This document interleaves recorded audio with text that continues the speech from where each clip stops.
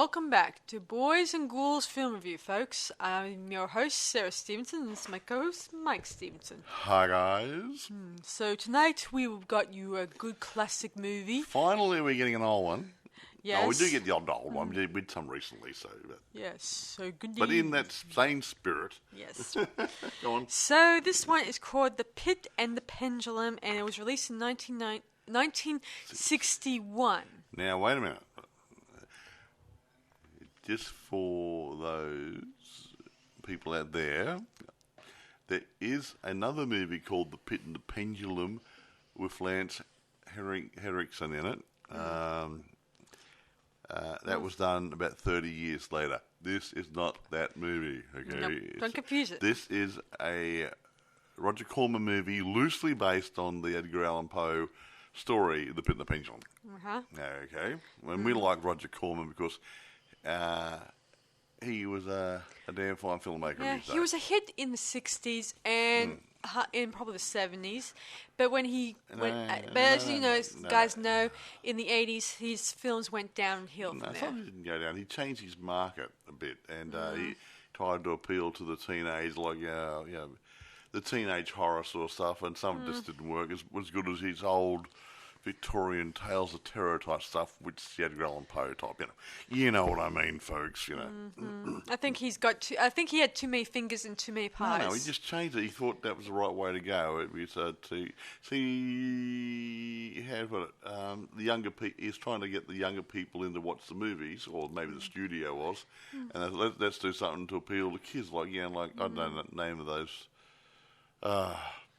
cheap movies. Let's say the Ghost Invisible Bikini and that sort of movie. Yeah, I don't think that was one of his. The Slumber Party Massacre, which was one of his, which he kind of helped come to life. I mean, it's one of the executive producers or producers on board for that one. But anyway, to me, his pre-Edgar Allan Poe stuff wasn't bad. Yeah, he could have done when he better got there. Edgar Allan Poe stuff, I think he reached a very good pinnacle because he had a good way of interpreting. Yeah, if he went that direction for a little while longer, he could have maintained a bit of film, may have developed a bit of a motif if he didn't go in a different direction. And follow directions.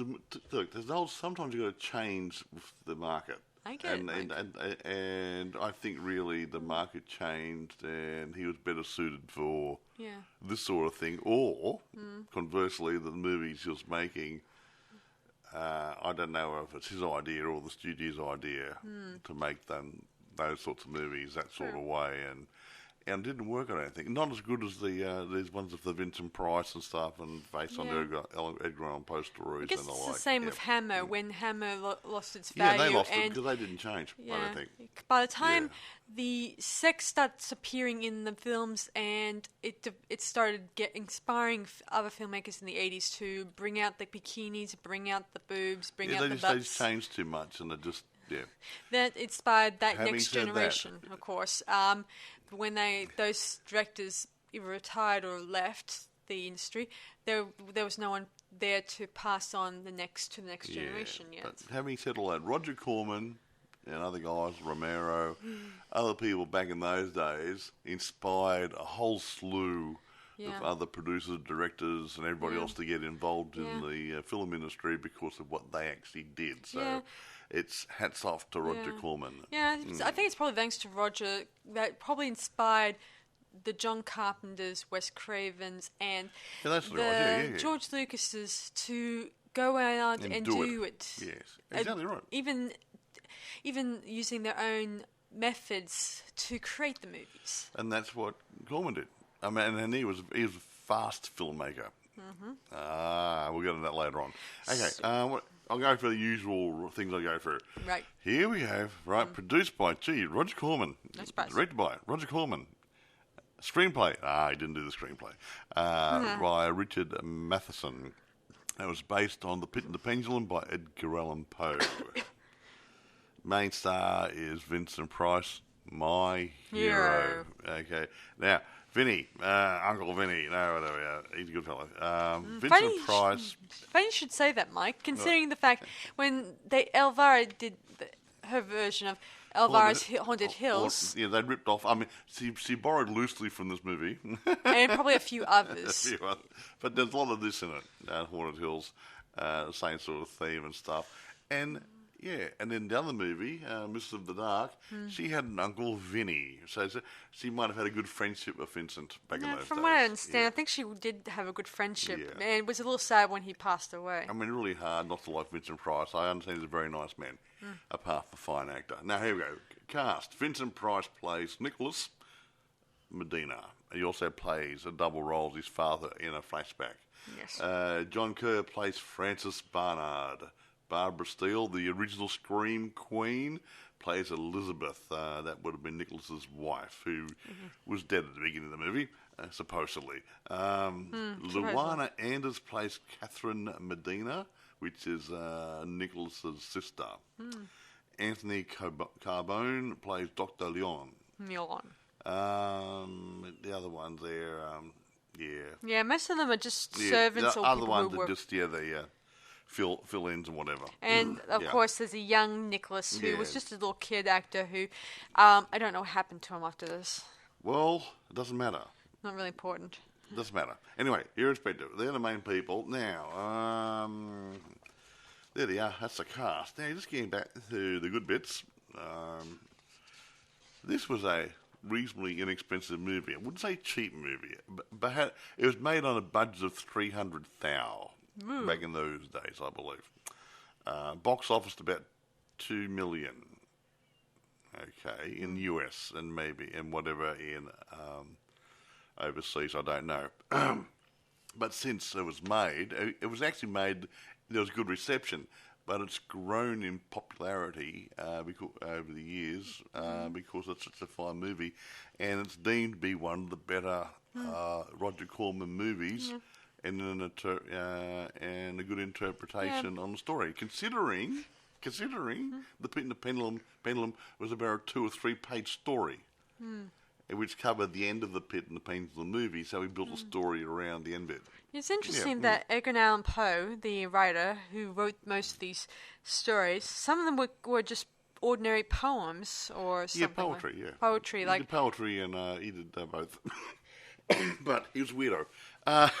And most of them have a similar story. Most of them deal with premature burials. That's one of his. Vengeful ghosts beyond the grave, stuff like that. Even though that's the inspiration that kind of got us started, developing horror in the first place, or at least the people at the who started getting involved in horror more and more, years ago, and we got inspired by them in turn. At least that's how I feel like the chain usually starts. Back in the olden days, we should get the movie in a minute. Back in the olden days, people used to read a lot. The people who could afford to buy books, and they liked the same way we like, say, slasher movies and the stuff today, because we can go to the theatre or cinema or buy or stream or whatever, a DVD to have a look at it. They're really good, fantastic. Now the point is, back in those days, they didn't have that sort of stuff, so they got it out of reading a book. And that's where Mary Shelley's Frankenstein came out. Vampire stories, ghost stories. Back in those days, they wanted to have that fear, that chill, the goosebumps, whatever. They want to get that, and they got it out of all these great writers. I think the guy who did Sherlock Holmes.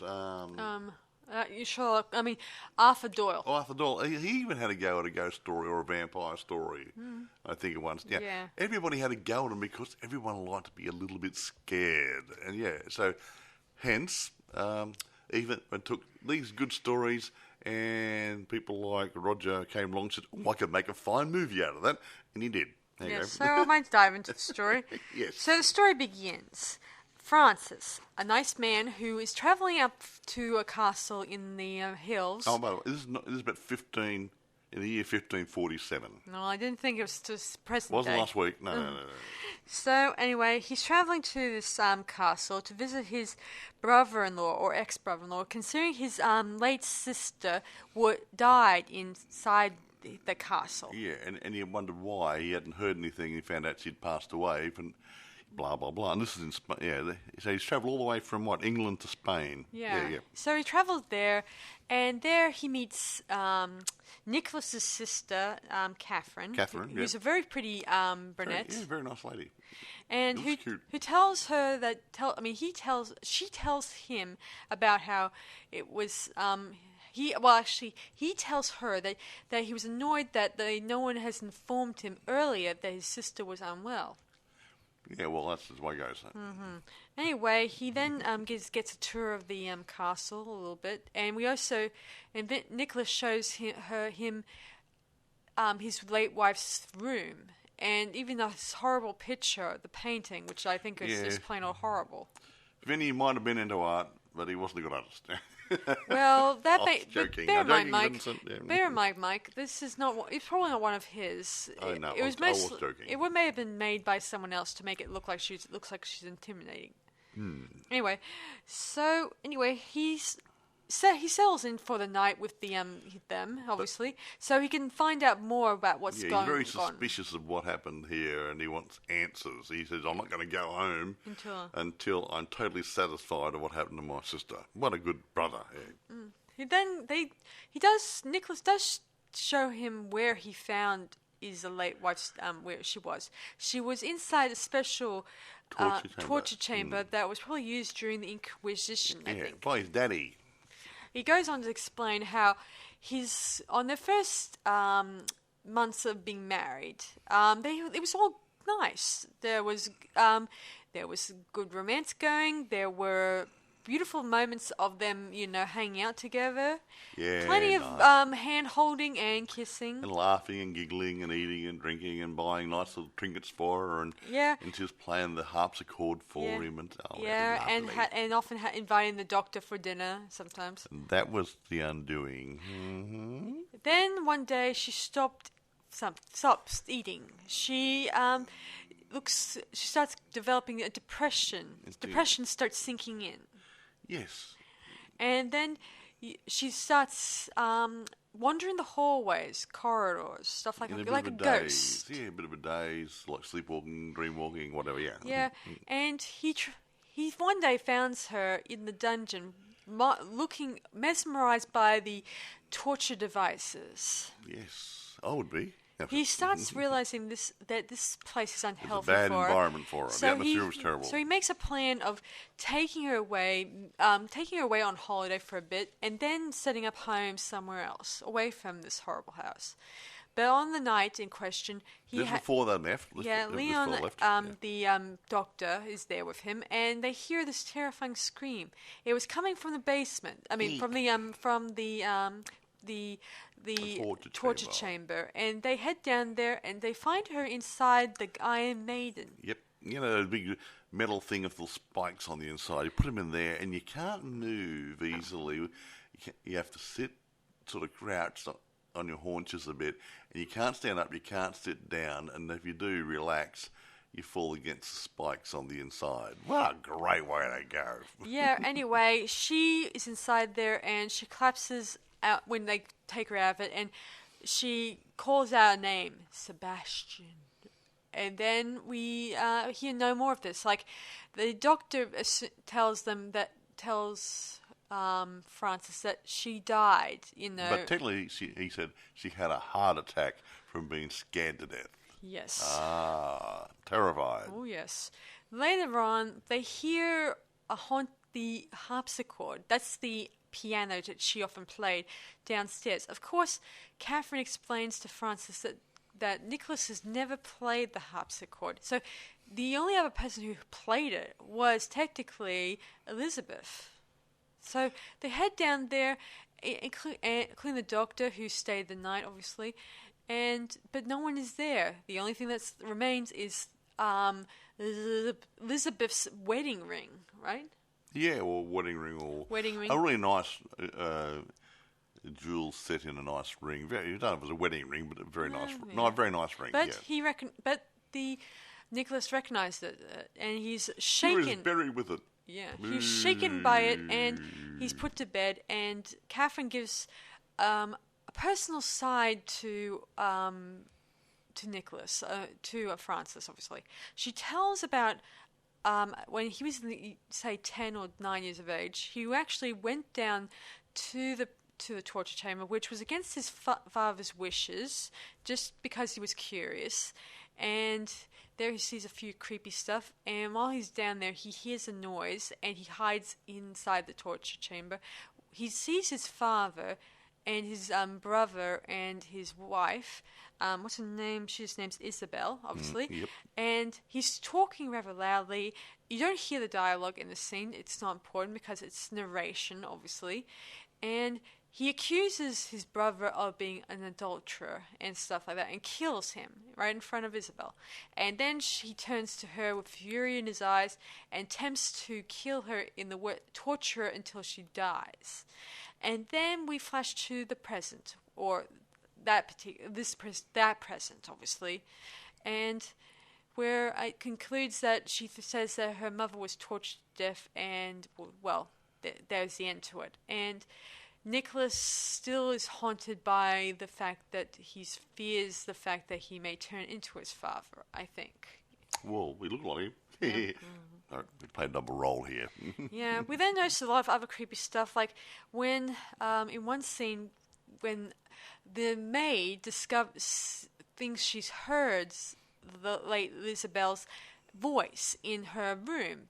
And when Nicholas hears of this, he quickly locks the door and tells everyone not to enter there. But later on, they hear a rattling noise inside the room. They quickly scatter and quickly get someone's Nicholas. Been trashing it, just like a rock band in a motel room. Yeah. Francis grabs the key off Nicholas, and they open the door, and they see the place is totally in a shamble, a mess. Yeah, exactly.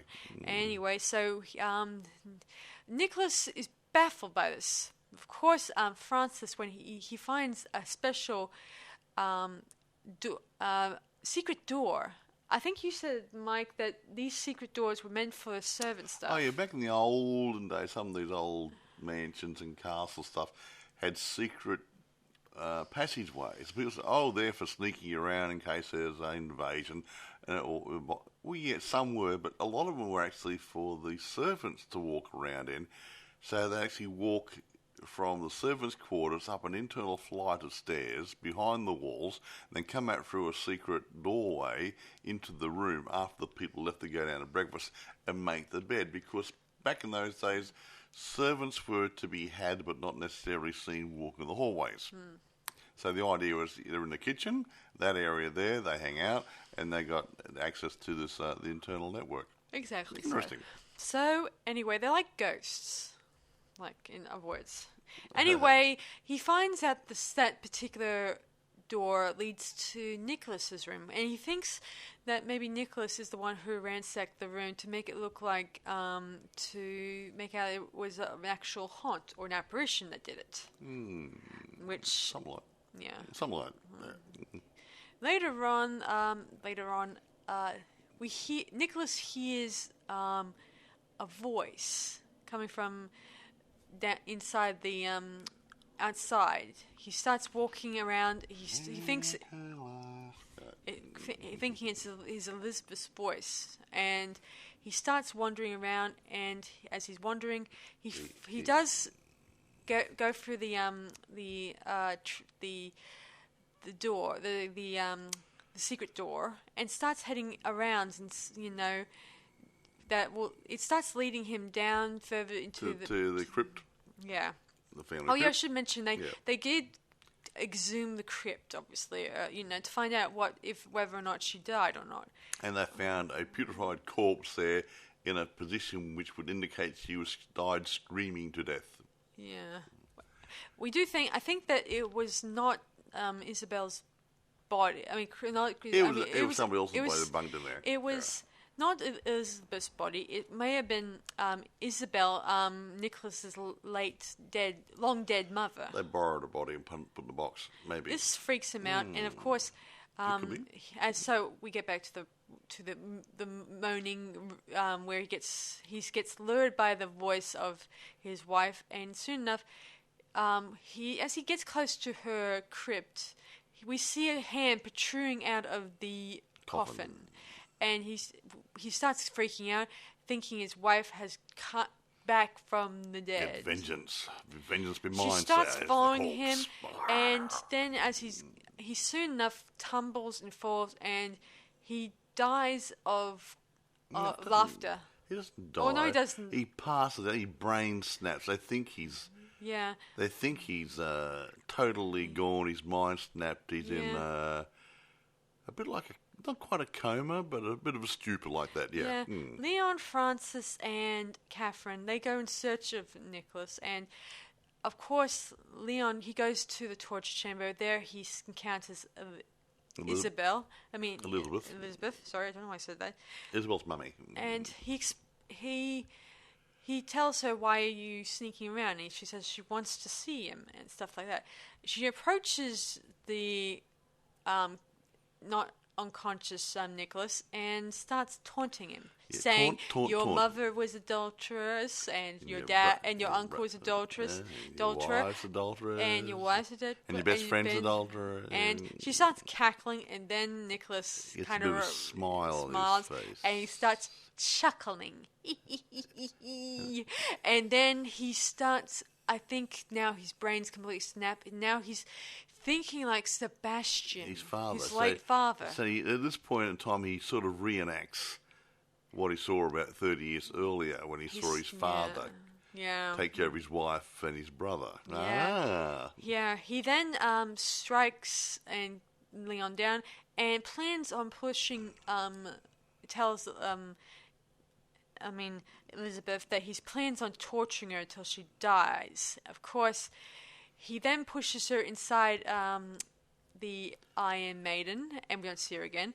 And then he starts attacking Leon, and accusing him of calling him his brother, stuff like that. Of course, he tries to get away, but he falls into the pit. Yeah, they go through a door where this pendulum thing is. There's a pit around it, and he falls in the pit and dies. Yeah. And then we hear Francis, and he thinks at this point Nicholas, or it doesn't see Leon's body. Body in the pit. He just assumes that Leon is still around, and he thinks Francis is his brother. So, well, even though he is his brother, he's delusional. Any human being will do. Yes. Yeah. He then knocks Francis unconscious, and then places him on the altar with the pendulum thingy. And there he dresses differently. He dresses like his father or whatever. His old robe, little hat thingy, and then he turns on this big swinging axe type, a double-sided axe type thing. You'll see it when you watch some movie. Catherine starts hearing the axe and starts pounding on the door to the chamber, but no way of getting out. She calls for the and servant she calls guy, Maximilian, and he quickly breaks down the door slowly because it's still a solid oak door or something. All the time, the pendulum is swinging back and forth, getting lower and lower and lower, and we see that it's almost coming close to catching onto clothing. And it does. It just gets through the material of his shirt and probably a little bit of a cut on his stomach. Yeah, and then soon enough, Maximilian and Catherine appear, and of course, Maximilian tries to fight Nicholas, while Catherine tries to stop the pendulum, even though it's really difficult because she's a... Don't say she's a weak female. No. Those things a weak female. No, but I imagine it is probably a little heavy to push on your own. It needs a bit of weight behind it. Anyway, Maximilian was able to throw Nicholas into the pit. Something with his eyes, obviously. Then he assists Catherine in stopping the pendulum and helping Francis out. And the couple, I think they're starting to be a couple. I don't know. It could be a couple of people. Anyway, so they notice Nicholas in the pit. He's dead. He's with a grin on his face. I don't know if that was a grin. Well, sardonic, weird, crazy grin. Then they all walk out the chamber where Catherine remarks, no one is going to enter this chamber ever again. She locks the door. However, unbeknownst to her, Elizabeth is still alive, and she's stuck in the Iron Maiden with a gag on, which means she's going to stay there until she dies, and then she's going to rot in there. Very nice.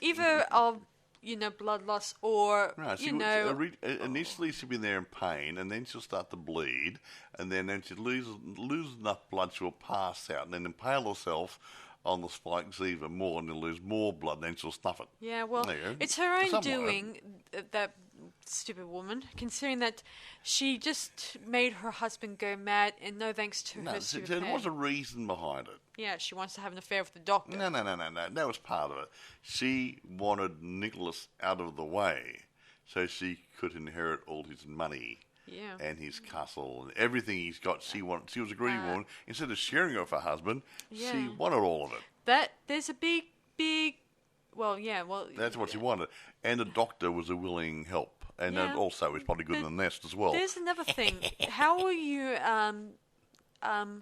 okay, you get the money, obviously, and stuff like that, but won't that be difficult, considering the fact she has to prove the fact that she's his wife and she's not dead and all that stuff? If I believe this would be the way it would go, even if he didn't snuff it. Okay. If he was driven insane and couldn't be responsible for his welfare anymore, she would gain control of his money and his estates on his behalf, which would give her total access to everything anyway. Yeah, I thought that when they did the House on Hill, they used the similar story to that one. That one made more sense because they said that they'll just make out it's a practical joke and stuff like that. But in this case, how are you going to explain to Francis, your brother, that you inherited money and at the same time you've been gone for 2 months or more than 2 months? Yeah, but she was going to disappear. Yeah. Well, the point is, she could have come back and said, "Okay," she with some story saying, "Oh, he had me locked in a room downstairs and telling everybody that I was dead and I wasn't really dead." See?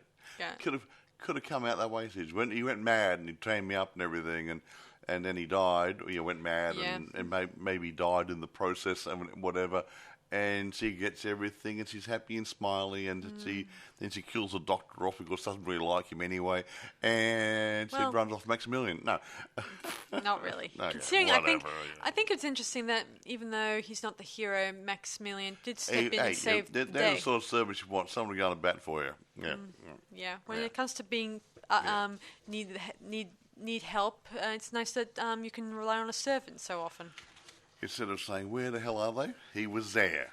Yeah. Okay, right. Anyway, it's a good... I do think it's not a bad movie. When we were trying to work out what we're going to review tonight, we watched 2 movies. We watched 2 Roger Corman, Vincent Price Raven, movies.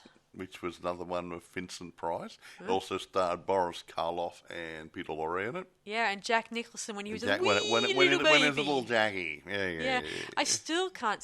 I mean, I know... He was a good-looking young fellow. He was a good-looking fellow. It's just still hard to believe that is the Jack Nicholson who was in The Shining. He played the Joker. And he played that role in Easy Rider. He played solicitor guy or whatever he was who got killed. Yeah, it's hard to believe because he has, even though you could see the expressions in his face, you could see the Jack in him, but it's a different type of Jack back then, considering he was a young man. You know when he went a bit crazy when he was riding the coach, that's Jack was coming out then. Yeah, right. Yeah, you could see the Jack eyes and the look on his face, and because he's a bit like that in Shining too, I always liked Jack Nicholson. Something about Jack, Yeah, it's interesting when he went to adulthood. That's when he started raking in the big roles. He was an adult there. I know, but when he got older. He got older, say in his 40s or 50s. Well, I'm not I sure. know about 40s, 50s, but he got when he got a bit older because he got more skills up. So Anyway, irrespective, here we go. We're going to talk about everything. Okay, when they were considering making, let's go back. They had made a movie before this. I can't remember which one it was. Okay. I think it was Fall of the House of Usher. They made that and it was reasonably successful. They wanted to make another movie with an Edgar Allan Poe feel to it, but not necessarily an Edgar Allan Poe movie. And they talked around different things, and they finally settled on this because this here was not an Edgar Allan Poe story. Not so. The bit at the pit and the Pendulum was about a 2 or 3 page short, which only is represented in the last bit of the movie. So he had to build a movie around that last couple of minutes that the story actually told about the guy being dragged in there and put in the thing and tortured and executed. So yeah, he built a movie around that theme, because there's stuff about the wife and being an adulteress stuff that's been fabricated for the movie. Yeah, so I guess the rest of it, the first and the second act was all just... that was stuff to fill in, just, to bring it to its... Okay, I'll try to explain this a different way. He saw this, I can use that and make a movie around it. Now, one of his first movies that that Roger Corman was involved in was a movie called Highway Dragnet. Some of you probably would not know this one, but I'll give you a rough thing.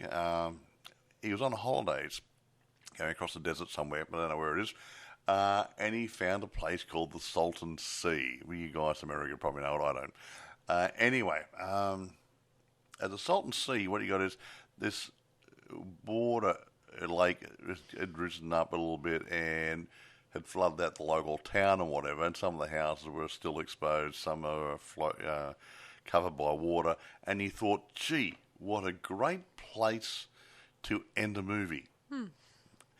Okay, not even a theme behind it. He said, what a great place to end the movie. And so he went out there and he figured out, he said, I have to make some movie to end up here and have something happen here. So he made this movie up called Highway Dragnet. And he made it so they ended up here, and this is where the climax was. So he did something similar to this, but at least he had a bit of a story to run with. So he's a very talented man, old Roger. I like him. Yeah, I mean, I do think that's interesting. He went from independent filmmakers to to this stage of in his career. I mean, it's amazing when you think about it. You would think all that type of new skills would have allowed him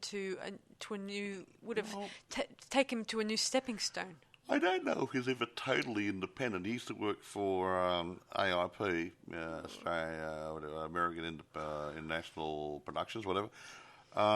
Nicholson and Narkoff. Now, they were running that, and their production company, and he worked for them. They bankrolled him, gave here's some money, go make a movie. And I think he did a lot of stuff through AIP. So, yeah. I do think the fact that I do like the fact that it was an interesting adaptation of the poem, obviously, and I think that was pretty interesting how the twist ending where the lady got stuck in the Iron Maiden and will probably regret the fact that she's going to slowly bleed to death. Yeah, and no one's going to be there to save her. Yeah, stupid woman. Anyway, she should have quit while she was ahead. Otherwise, her whole body would have been still intact. Just going through a few notes here. So I think I got some little snippy bits here. He had some extra scenes in there he took out.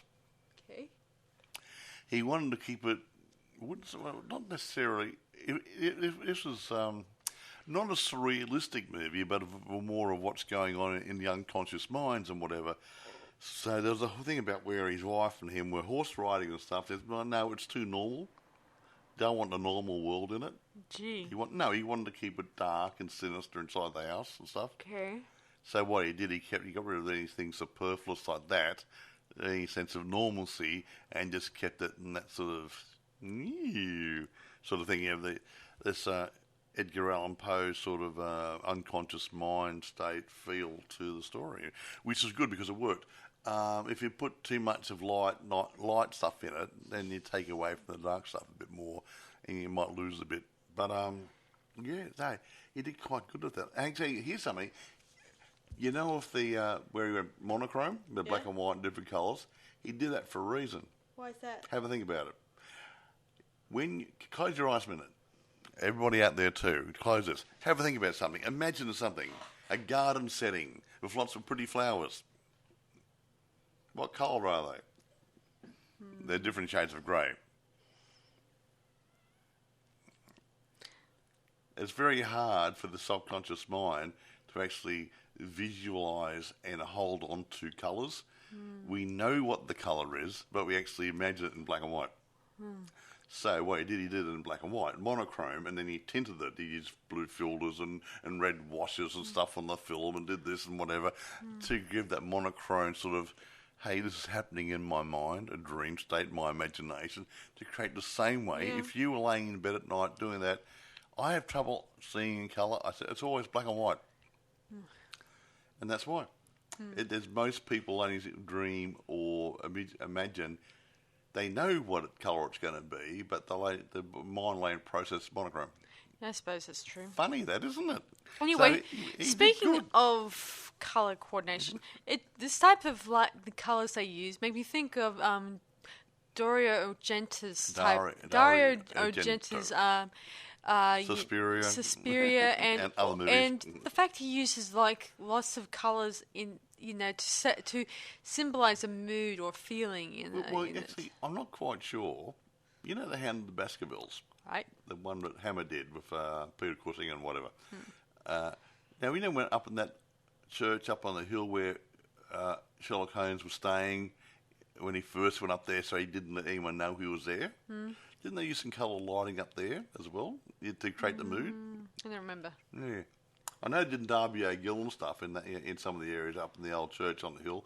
The colour mood lighting does set your mind in gear. If you a red colour, look at McDonald's sign, okay? The red colour in that instance will make you feel hungry for something. The colour, gold colour, the yellowy gold colour, makes you feel like quality. You think about quality. Dark blue, would make you feel something mysterious. Green, depending on what shade of green, decay and whatever, your jealousy and different things. So different colours have a subliminal effect on your subconscious. Well, there was a lot of colours in that scene. Yeah. So what were you feeling when you saw those the spots where the shots they shot it in when they did go for either a blue colour or a red colour or was better than black and white. Green. Yeah. But when you think about what's the red going to do? Do you think of blood? I think of blood, yeah. You see, and that's why I did it. The green brings a bit of decay in. You see. Yeah, that's what evil colours in the right sense. So it's really good. So anyway, I'm not going to go into all the critiques, okay? There's lots of them all garbled up and jumbled up. Right. General consensus is it was a damn fine movie. I agree.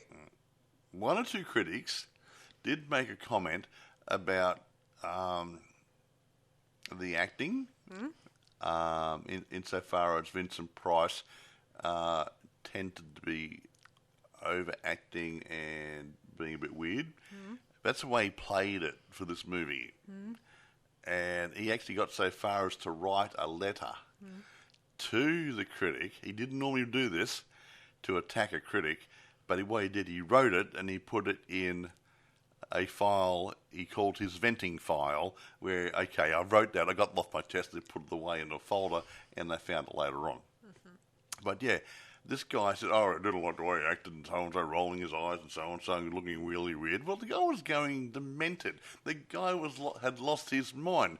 What's he supposed to look like? Mr. America? Hello? Yeah, Tom Cruise, perhaps? No, he can look like a demented middle-aged man, Yeah. So, yeah, and he did it quite well. But I think with Vincent, when he gets a role like this, he does try to, not camp it up, but to make it interesting and a bit funny. Yeah, I agree. Most of his movies get that little, some of it's dark, but sometimes you see a bit of humour thrown in there. Yeah. A bit of chuckling, evil laughter can really set your blood on fire and set the mood, in a different perspective. Yeah, I didn't see this happening. You're going really weird now. What's happening now? And all of a sudden prepares you for the next jump scare. And so, damn fine actor. And obviously, if he's doing it wrong, the director would have said, hey, Vinny, stop doing it. He liked it. So there you go. Yeah. There's some silly people out there who don't know what they're doing. The thing is, this critic said, it's rubbish, rah. Well, this movie has got stronger and stronger over the decades after it was made as one of Roger Corman's finest movies of this ilk. So, gee, funny that. Yeah, it's amazing when reviewers back then considered the top of the pile, even though they're top of the pile, I don't even know what their interpretation of it is. They probably don't even have interpretation. What's the best of the best? They probably think the best is never good enough, or creativity isn't good enough. After this movie, they did The Mask of the Red Death, I believe. Actually, they were tossing up between this and The Mask of Red Death, but I thought The Mask of Red Death would cost more to make because they would need to hire dancers as well for the dance routines and when they're having a ball. And he said, no, I can't afford that. But after this had a bit of extra cash rolling around, so they went over to England where it was a bit cheaper to make it. They made The Mask of Red Death over there and paid the English dancers a lower rate of pay to do the dancing roles. Funny that, hey? Funny. I can't think of anything else. But look, most of the critics, like I said, liked it in various levels. But only about one, possibly two, who were just being pretentious Prats. idiots. Yeah. Well, they're prats. Oh, here's something. The film was selected for screening as part of the Cannes Classics section at the 2016 Cannes Film Festival. So what's that tell you? So it's still holding its own after all these years? Yeah. Uh-huh. There you go. Yeah. Oh, here's...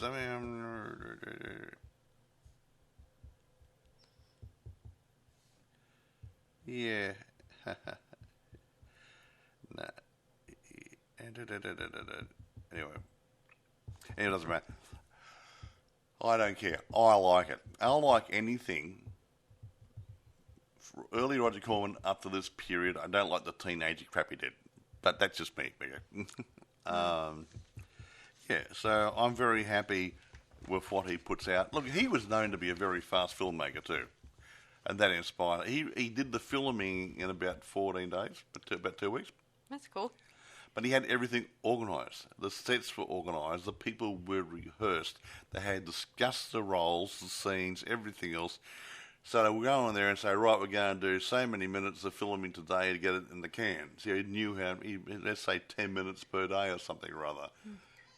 And then, or maybe 15 minutes of filming and maybe 20 minutes of filming per day. And then you add it down and you end up with your 85-minute film.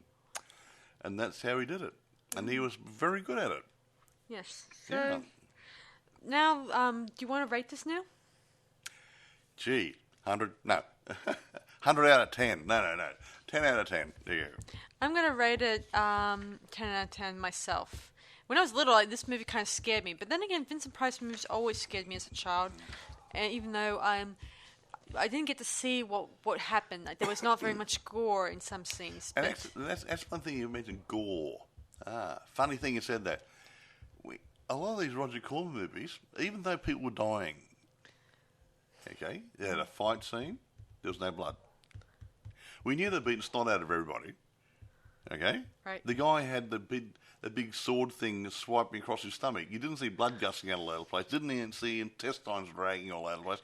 You didn't have to. No. Your imagination does the rest. And now, if you've got a good imagination, you can fill in the blanks. And that's what a good movie is. You can fill in the blanks as well, and you can make it as light or as dark as you like. Yeah, and it gets back to some of these critiques. I don't think these guys have any imagination. They want it served to them on a silver platter. This is what you're looking at, and it's supposed to be so-and-so. Oh, isn't that goody? No, sorry, where's your imagination? And can't you see it? Can't you imagine it? No, too hard. No, yeah, I just wish... It's very annoying. It does make me wish for that type of thing. It keeps... At least you keep wondering if that person's still alive or dead. Right. Yeah, exactly right. Like the bit with, Elizabeth, where the audience thinks that the worst, but actually she's still alive. Yeah. And there will be worse later on. Yes. Now, availability. Where do you get it? I'll tell you where you can get it. Okay, eBay. There are plenty for sale. Amazon. Yes, it is rentable. Yes, they are for sale. Now, next, watch out. Being an older film. VHS tapes, possibly even beta, maybe even the odd Laserdisc might be out there. Be careful. when you're ordering, get the right product, okay? Yeah, you see. And also there's that other movie I mentioned, which is done 30 years later. It's got the same name. This is a 1961 movie with Vincent Price and made by Roger Corman. That is the one you want. The other one might be okay. I haven't seen it. That's got Lance Hendricks in it. And I think there's a guy, wasn't he in Pumpkinhead? Lance Hendricks? I wouldn't know. I haven't seen Pumpkinhead. Yeah, and Lance plays Talkie Martyr. Yeah, that's about the real Inquisition. See them. I would, in all sincerity, say yes. Roger Corman. It was probably one of the better filmmakers of this ilk, this type, in that era. And if you haven't seen any of Roger Corman's works, this one, The Mask of the Red Death, that's the Haunted Palace one. I think the Haunted Palace is one of Vincent's. That's one of his, maybe. Because Vincent showed up in lots of Corman stuff, so probably anything that sort of weirdy stuff back in those days that Vincent did was probably part of the Corman sort of movies. But have a look at a Roger Corman. Except for House on Hill, that was not a that was Will Castle. That was different. That was William Castle. But yeah, you look at if you go into Roger Corman's filmography, IMDb or Wikipedia somewhere and have a look, he had a whole slew of movies done around the same period of time. I think it's 4, 5, 6 movies, same sort of feel. Yeah, Round Post story, let's dust off, let's make it. And he did it so well. Yeah, I got to admit, though, I do think the fact that Roger Corman, like William Castle, they made it, unlike Ed Wood, who didn't make it out of the out of any of the great shadows. Yeah, or even for that matter, that Ed Wood could have been a fine filmmaker. Okay. Yes. But I think Leonard Glenda screwed it, his credibility. Yes. So he couldn't get financed many serious people. Yeah. He wasn't given a chance. He could have made some seriously good movies, but he crueled himself. Yeah. And the guy who did the Teenage from Outer Space, if he didn't change his name because he was an idiot, maybe he would have not destroyed his credibility. The Teenage from Outer Space is a really, really, really crappy movie. However, that was the guy's first movie. Was he a student at the time? He could have been a student. I think he's a student at university or local senior college or whatever. And he made this movie. And it wasn't a bad movie for what it was, even though it's really very, very much a B, maybe even a C movie. But it was fun. It was good. And it was on a low budget. But, he went crazy. I think he went to an asylum or something or other. And I think he just passed away. No, he did. No, he went a bit crazy as well. And that's where a few things went wrong. He's just out of touch with reality. But anyway, it doesn't matter. Could have been good. Yeah, but some good guys out there, great imagination. Maybe the pressure, the imagination, the fancy world gets to them. I got no idea. But I know for a fact, if these guys went far, they could have gone as just probably to Roger Corman's level. Or if Roger Corman. If I could be a Roger Corman now today, I'd be really happy. Well, I like to be better than Roger Corman. I mean, okay. I think. Yeah, well, Roger, no doubt, when he was doing these Vincent Price ones, he was at the top of his peak. But when it came to the 80s stuff, he was trying to compete with a lot of people who were trying to, do it better than him. And he tried to try to outbeat them, but he kept making it look more... Yeah.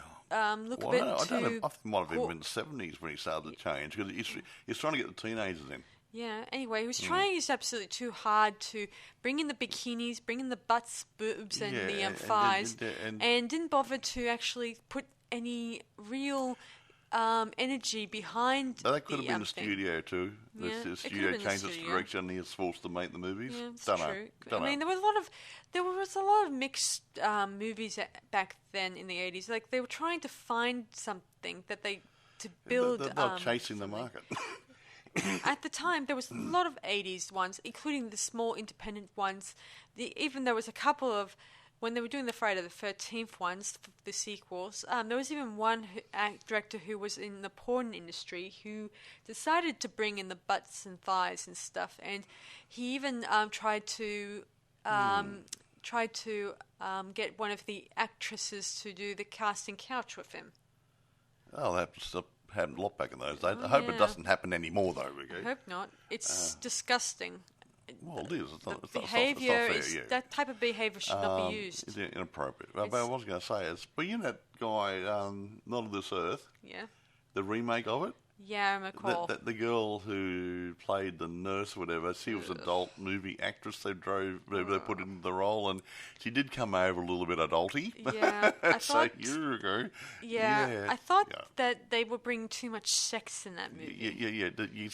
You can feel the sex oozing out. You can smell and see the sex from it. Yeah, I never read. Especially when they dragged in those hookers and tried to drag in the hot alien lady in that one, and any other woman that would just happen to be walking by. Yeah, it was like that movie was practically walking sex. In that movie, like a Rob Zombie movie. Oh yeah. Andy Warhol, whatever. But it was pretty much saying that that was all that he was selling on the market, and it wasn't enough. Or it wasn't. It was not strong enough. That gets back to a formula. You remember the old formula thing I keep telling you? Yeah. Depending what decade, I say, hey, this is the formula that pervades the moment. If we do that, and that, we might get a good movie out of it. Yeah. Mm-hmm. And that's, I think, back in those days, we've got to put a bit of sex out of it. Bit of boob, maybe a bum, whatever, throw this and then blah, blah, and maybe this, that, and the other, and a couple of teenagers doing so. There's that the Scooby Gang in there as well. Throw those in there, whatever. And the corny lines don't cut it for me either. Nah, sometimes it's, The lines like where what the nurse says sounds stupid. Yeah. I also heard that, I think one of Roger Corman's team also did the sequel to Return to the Swamp Thing. Swamp Thing. I think I'm not sure. It was one of his crowd. I think. One of his lot. Yeah. Okay. I mean, anyway, can we finish this now? Yeah, might as well. We are going to overtime, which guys. often happens. So that's it for us tonight, and you know where to find it. Obviously, now, eBay. What I said, eBay. You can go to Amazon. You can rent it and buy it. So it's probably on other sites as well, other platforms and streaming sites and whatever. But I sincerely state this again. Go onto Wikipedia, IMDb, whatever. Have a look at Roger Corman's filmography and have a look at the titles of the movies he did there which relate to Edgar Allan Poe stories. Right. And then have a look at the movies. They're good fun and they're really good productions. So, I'll leave it at that, okay? You make up your own decision, but good fun, good value. Okay, that's about it from us tonight. So be sure to check this movie out and let us know in the comments which is your favourite Vincent Price movie out there. Yeah. Your comments on that. I like lots of Vincent Price movies. Yes. I don't know which one's the favourite. I don't know. So that's about isn't it? So that's about it from us. So thanks for listening to our latest podcast, everyone. This is Sarah Stephenson and Michael. Saying see you guys around on Boys and Ghouls Film Review. Bye for now. Bye, guys.